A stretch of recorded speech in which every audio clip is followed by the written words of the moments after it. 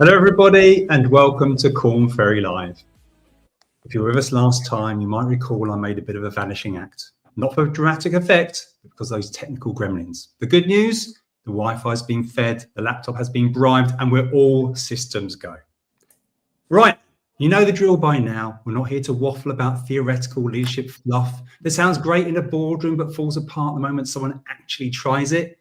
Instead, we hunt down the topics that are genuinely doing your head in right now.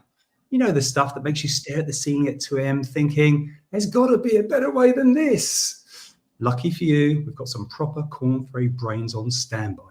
People who've seen it all, fixed it, can actually explain how without using 17 buzzwords in one sentence. But here's the thing. This only works if you stop being polite LinkedIn lurkers and start getting properly involved. You want your messy reality. Yeah, this is bonkers, but we're doing it anyway stories, and definitely those 3 a.m. management panic thoughts. So don't just sit there nodding along. Get your fingers moving in the chat. Chuck your questions at us. Share what's driving you mad. Or just tell us if you think we're talking complete rubbish. Our experts are ready to tackle whatever chaos you throw at them. Trust me, they've heard a lot worse. So what's our topic for today? It's all about productivity. How do we lead teams when great work doesn't stick to office hours? Figuring out how to support people, not just their calendars. I'm your host, Darren Bolton, Chief Creative Officer here at Korn Ferry. And today I'm joined by two guests. First up, we have Andy Holmes, client partner and global wellbeing leader and expert in human sustainability at work. And also Tamara Rodman, senior client partner and trusted advisor on leadership messaging, presence and performance. Andy, Tamara, welcome to the show. G'day, thank you for having us. It's lovely to see you. I hope I've caught you post-coffee, pre-chaos and somewhere near peak performance time. Yeah, we'll go with that.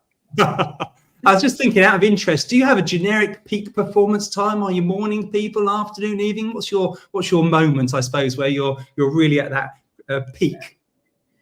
I'm going to let you shoot first, Tamara. Sure. So for better or worse, my power hour happens to coincide with happy hour. So between 4 and 6 p.m. is when I am at my very best. Very good, very good. Come on, Andy. Yeah, I would say I'm very similar. I'm similar so long as I get my little bit of capacity build between sort of 2 and 3. If I end up stuck in a meeting between 2 and 3, that happy hour just doesn't get so happy. I think I'm more of a morning person, but I'd like to think I'm a kind of all-day person, but maybe my peak is the morning anyway. But anyway, that's not good for this because it's 5 p.m. over here. But anyway, let's see how it goes. I want to get our viewers warmed up first. So we have a poll for them before we kick off, and maybe we can get some answers back. It might be interesting to hear from you guys if it matches with what you're kind of hearing. So the question we're asking is, what's your biggest 3 a.m. worry this year? Is it talent burnout, tech disruption, leadership isolation? Maybe it's growth pressure. And of course, it could be all of the above. But have a little think about that. Get those answers in, and we'll talk about those a little bit later. So hopefully our viewers will start to get warmed up and get those questions in. Remember, let's put our lovely guests to the test, please. Okay, let's get started. So Andy, let's start with you. When half your team's firing on all cylinders at 6 a.m. and the other half doesn't warm up till lunch, how do you manage that situation without kind of losing your mind? Is it even possible? I think it is. And when we say manage the situation, I think the big thing for me is that people do operate on different schedules. I think by default, the challenge is that we fall into core hours. You know, there's sort of the 8 till 6 or the 9 till 5 or whatever else it might be.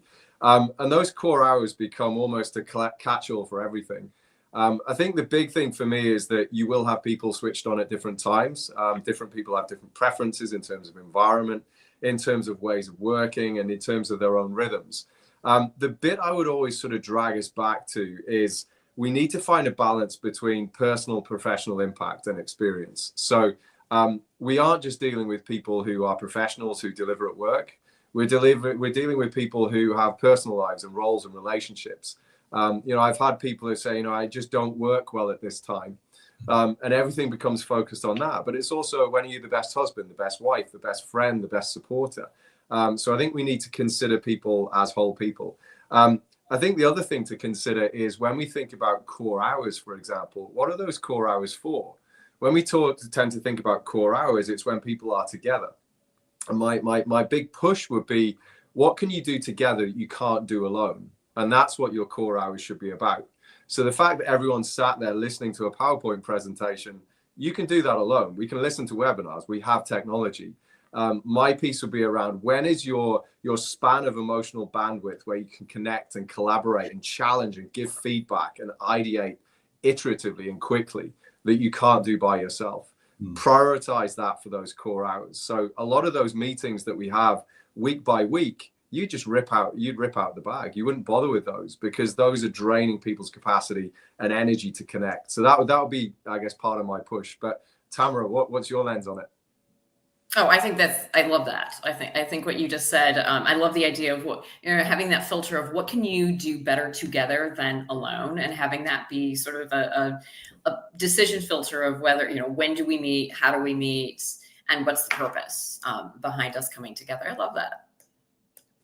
It's interesting. I was talking to a few people this week because of this topic, and I was asking them when they felt they were most productive, and they all said, early mornings, maybe later in the evenings, basically when work starts to die down and the calls and the emails aren't coming in. And I was kind of going, well, that's not when you're at peak performance. That's just you've created this kind of convenience of kind of when there's the holes and the gaps. But it's interesting to talk about is that productivity and how our mindset looks at those. Our peak performance times, I suppose, but interesting. But that piece, Darren, in itself, it's a bit like, you take a journey, right? And one route's got a bit of traffic, the other route's got no traffic, but it's longer. It often feels more productive to take the longer route to get to the same destination at the same time than it does to go slower. So there's a perception piece, and productivity, yes, you can measure it, but often productivity is a feeling. If people feel productive, they feel more engaged. They tend to give more effort. So there's a personal experience of productivity, but then there's a professional impact of productivity. What do you get done? What do you drive progress on? What do you break new boundaries with? And I think we're always dealing with that personal experience of productivity and the business impact of productivity. Yeah, of course. Tamara, what actually counts as productivity these days? Is it time to kill off the idea that productivity equals hours worked? What should we actually be measuring? Well, I would say definitely I would go with not with the formula of hours worked, but really instead, thinking about sort of the impact you've had versus the effort it took, right, to create that impact. And you think about it, that this is where the importance of being able to measure and identify the outcomes that you have produced, not necessarily the outputs, right? I wrote 25 emails does not necessarily mean I created $25 million in revenue or whatever your metrics are, right? And so it's sort of that idea that Andy was just talking about. It's something that you can feel it, right? There can be an immense sense of satisfaction of, I checked that off the list, it's done. But really understanding and saying what is different, what's better because of what I have done, right? And that really does require managers and leaders being really clear about expectations, deadlines, and what great and good performance looks like and what people are held accountable to. And look, we all know this. There are certain types of roles and jobs that lend themselves more readily to quantifiable targets and results. But I would say sort of broadly, the more that you're able to focus on what matters most, what is going to be better or different as a result, what's the impact of your job, that does allow you to focus less on managing the clock, right? And thinking about looking at when people are actually working, and instead, what are they producing? Sure. Andy, any thoughts building on that? I love that. What's going to be better as a result? I love that notion. There's one of the things that happens to us as human beings as our capacity drops, or as our attention or our focus drops, is that our self-awareness also starts to drop. So when we're under pressure, when we're underslept, when we're tired, our self-awareness and our recognition of the quality of our work tends to wane. What that means is that when people are tired, quite often we get stuck into doing very low value admin tasks. The challenge is that when we're not choiceful about how we operate, we end up using our really high cognition time to do those same tasks. So a lot of people, sort of 40% of the population are early birds, or larks, as we like to call them. They wake up, and what a lot of people do first thing in their day is email. Now, first thing in their day is when we've got that real sort of sharp cognitive focus, that shot of cortisol, which helps us to be laser targeted. That's when our deep problem solving, deep thought work should be happening. But because the feeling of productivity is something that we search, quite often people will do emails. I cleared my inbox. I got all of this stuff off my desk. Now, to Tamara's point, that's not actually productivity. That's just admin. We're getting admin off the desk. It gives us a sense of clarity and focus and efficiency. So one thing is about being really clear about what productivity versus admin might look like, and what we're doing with that specific time. So for a lot of people, and with the 3 a.m. club, the article that this is sort of, I guess, sits behind this, is that for some people, they found a really sweet spot to get that deep thought work done, that really progressive, productive, impactful work to get done. And that's often very different to the core hours or the core working frame that we're used to. So I think that's one really key piece, being really clear about the outcomes, as Tamara says, rather than the output that we're looking to achieve. The other thing around that is being really clear about, when is that the best and most appropriate use of our time and other people's time as well. There's this notion of flow state work or flow state meetings where you can bring people together at the right time in half the amount of time with great energy and move them on. So if you think about, a team which might have 10 people in it, you have 10 people sitting for 2 hours grinding through something that no one's got the appetite for. That's a huge waste of resource and waste of productivity.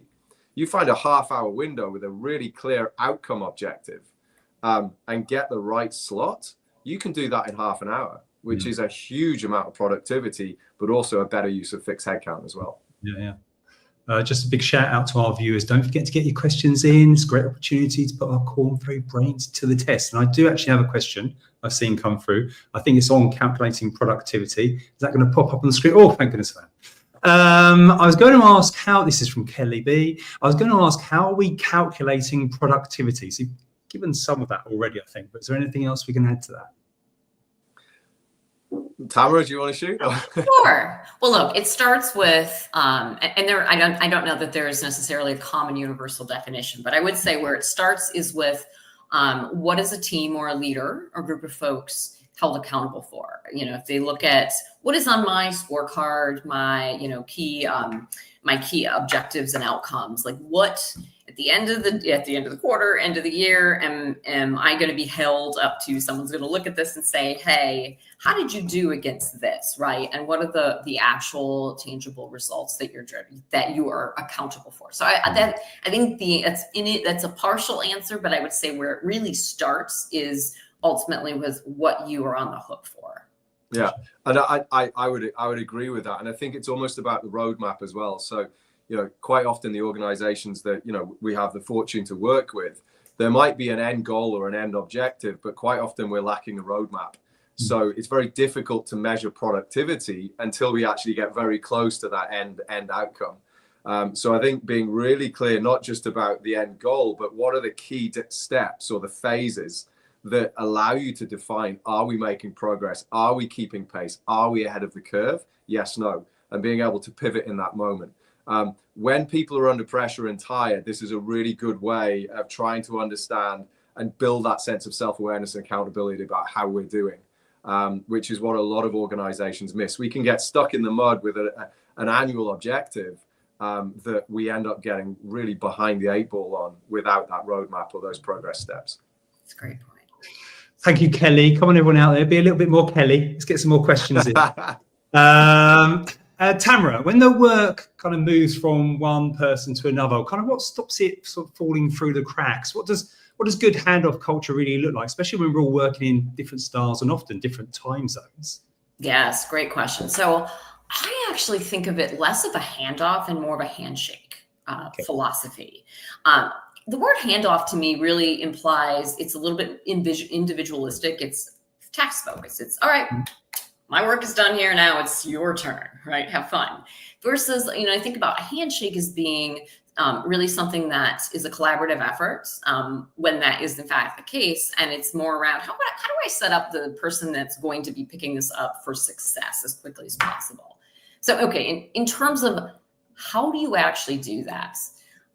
The first thing I would say is, to the extent that your team or organization encourages flexibility in how this is done, I would say, avoiding being too overly prescriptive, at a macro level, and allowing, individual teams to actually determine what does our handshake look like for us, given the type of work that we are accountable for doing. Anytime that you have employees who are actively involved on a team and in shaping how things work, generally you have better buy-in, right? That's kind of a basic tenet. But I would say, so what could some potential sort of handshake protocols, if you will, look like? I would say some things that need to be in place. A shared view of what good looks like for the entire idea of the handshake, process, and what good looks like in terms of what we're working towards together, even, deliverables wise. What is our bar for quality, so to speak? You have to have a good, relatively painless, seamless way of actually collaborating, sharing documents, sharing things you're working on, being able to communicate the status, what needs to happen next, who's doing what, where, and when, right?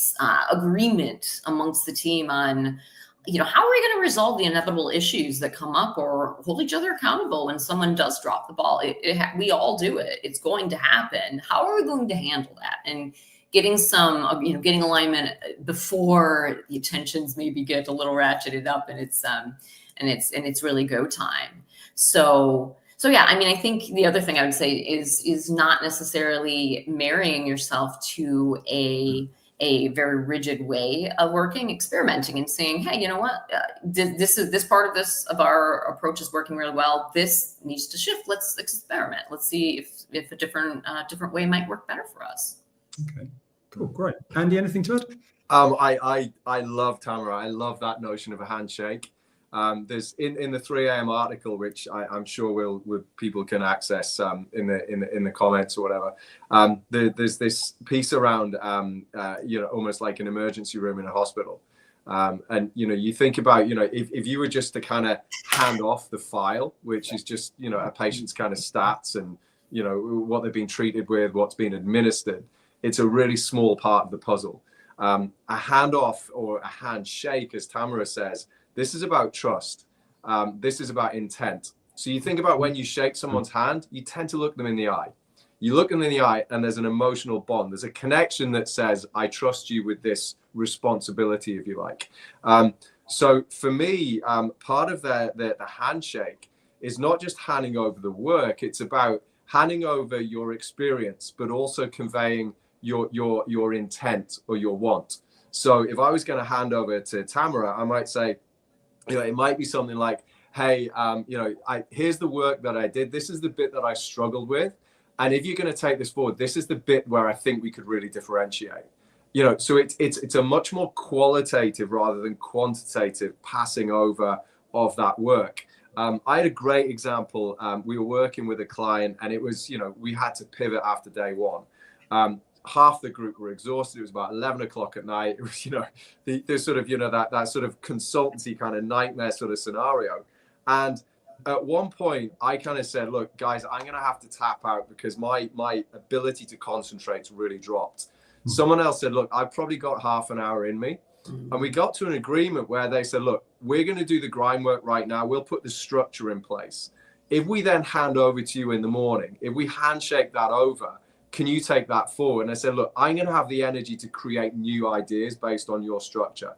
And they said, that would be great. So we contracted at that point as to how we were going to build on each other's work. But we also divided and conquered at the same time. So made the best use of our resource and our ability to drive productivity. So the ability to have that sense of self-awareness, I need to put some more money in the meter on the lights, but the ability to have that self-awareness to convey what you want to intend to happen as a result, build that momentum and that sense of shared ownership. I think that for me is where, Tamara, that handshake notion is absolutely fantastic. Love that. I love the handshake. Can we have the poll results up? Have we got any poll results possible that we can share?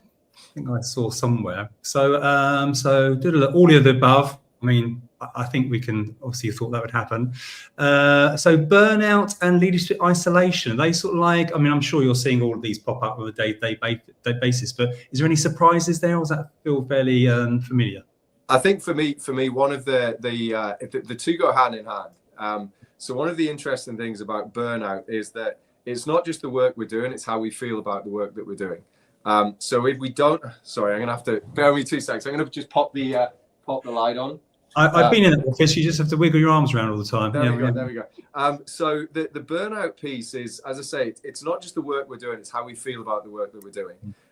If we are inherently working against ourselves, so if I'm trying to do deep cognitive work or deep thinking work when I'm just not feeling resourced for it, or I don't feel valued for doing it, that's going to feel like a heavy load. It's going to feel like a really heavy backpack. So there's a big piece here about when we do the work that we're fit to do at the time that we're fit to do it, the work is lighter and the productivity and the sense of it, reward and achievement is greater. So I think that's one piece. From a leadership perspective, we tend to feel isolated often because of ourselves. One of the things that we do when we're working against ourselves and feeling that load is we retract. We pull away from networks. We can measure this. So some of the work that we do on Korn Ferry, we might use workplace analytics, and you can see people's networks shrink.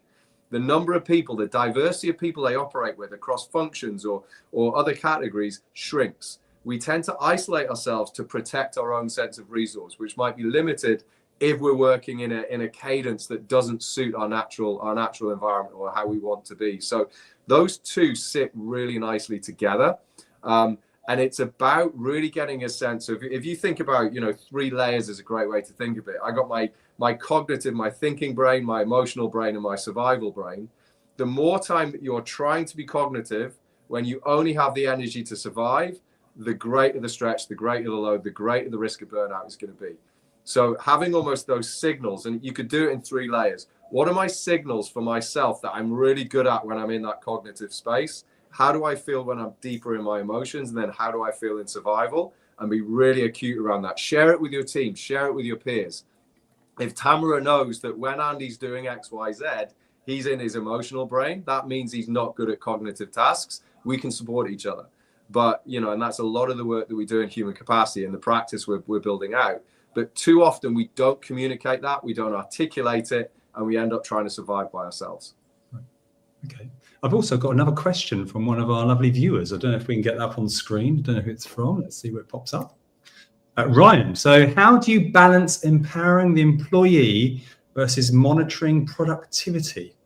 I don't know who wants to have a look at that one. Anyone want to go first? I feel I've just been talking. Tamara, I'm shaking over to you.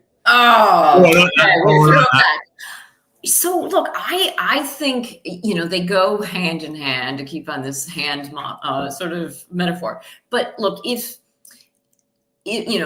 productivity, if an employee is demonstrably productive, right, and meeting sort of the targets and the goals set forth for them, I think that allows for greater empowerment. What I would say, because therefore you're like, this person is doing clearly the job and doing it well.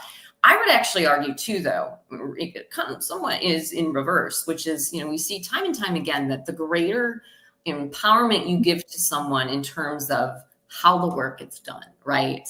Versus legislating and saying, you need to do, this is something that I need you to do between 10 and 11 a.m. and it needs to be in 10-point font or whatever the case is, right? And giving individual team members some autonomy and agency over how what the end result looks like.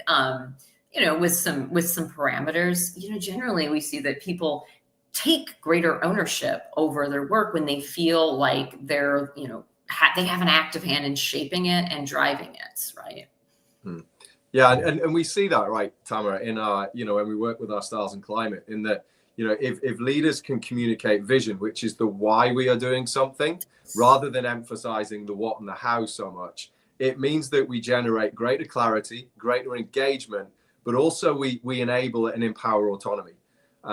When people get asked to do a task, but they aren't clear about why, it tends to just, flag a risk signal for ourselves. It's like, well, okay, so I have to do this, but I'm not sure what the consequences are or what the benefits are of doing this piece of work. So we do find that this empowerment piece, and we see organizations all over the world who say, well, we've told our employees they can do it their own way. But if I don't know why I'm being asked to do it and what the consequences or gains are, I'm going to stick to the safest route. I'm going to do exactly what I've been told to do and how I've always done it. What organizations need to do more and more and more now is engagement and autonomy and ownership and accountability. So leaders who can communicate vision and why and purpose, they help teams to lean in and give discretionary effort. Discretionary effort, where they've got trust, is where high performance really comes from, and sustainability of that. Cool. So we're all running out of time, but I've got a couple of questions I want to squeeze in. So Andy, when it comes to boundaries, leaders obviously have a critical role to play here. We always say lead by example. So are leaders actually living the flexible, healthy boundary thing, or just telling everyone else to do it while they work around the clock? I think that's the issue. That very last thing that you said. If what a leader says and what they do are different, then it's difficult to trust. It's difficult to feel the authenticity in that. Back to my last point, a leader not just only needs to say what they do, but why they do it. So the leaders for me who say, look, I'm going to be working at this time because this is when my creativity starts to spark. The greatest leaders I've had might be, look, I go to this little space, I've got a little office at the bottom of the garden kind of thing. And once the kids are in bed, I can see the kid, I can see their room. I go down there and that's where I have my own time. I can create and curate my own environment. Now, if my team only know that I send emails late at night, then that complies, drives some sort of compliance or whatever. If they know that I go down there because that's my little bubble where I get creative, they don't feel the need to, they don't need to respond at the same time. It's not an expectation. So sometimes sharing the story of why and creating some more color and flavor around some of these healthy boundaries is what allows them to be believable and compelling. Otherwise, they just become something that's said but not believed, and then people don't take any sort of freedom as a result.